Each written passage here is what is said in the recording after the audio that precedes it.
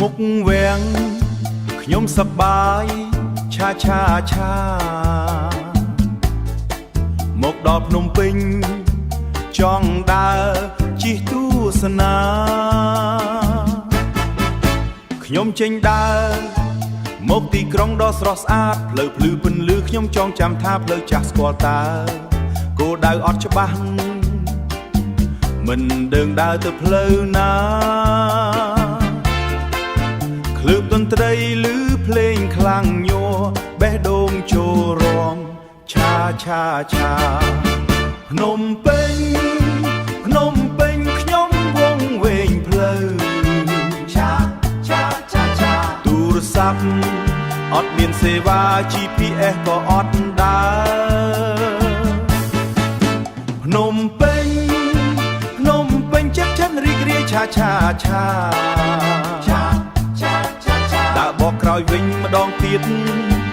ទឹកមុខញញឹមគ្មានគិតអ្វីអត់សាប់សេវាយ៉ាប់មែនផ្សារទំនើបអ៊ីអនមួយចិត្តមាត់ទន្លេអ្នកលក់ញញឹមហើយប្រាប់ថាផ្សារកណ្ដាលទៅក្រោយវិញលៀងកក់ក្រាកហើយ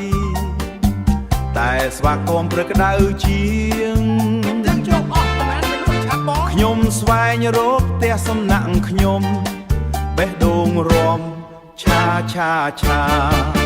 ភ្នំពេញខ្ញុំវងវែងផ្លូវឆាឆាឆាឆាទូរស័ព្ទអត់មានសេវា GPS ក៏អត់ដើរ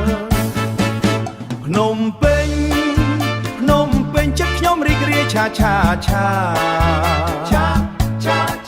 ដើរបកក្រោយវិញម្ដងទៀតទឹកមុខញញឹមគ្មានគិតអ្វី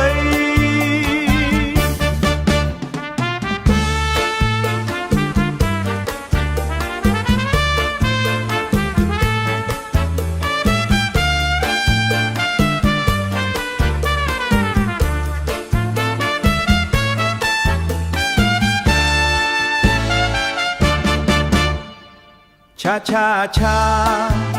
ភ្នំពេញក្នុងចិត្តខ្ញុំស្រសើរទស្សនាដំបូងនេះ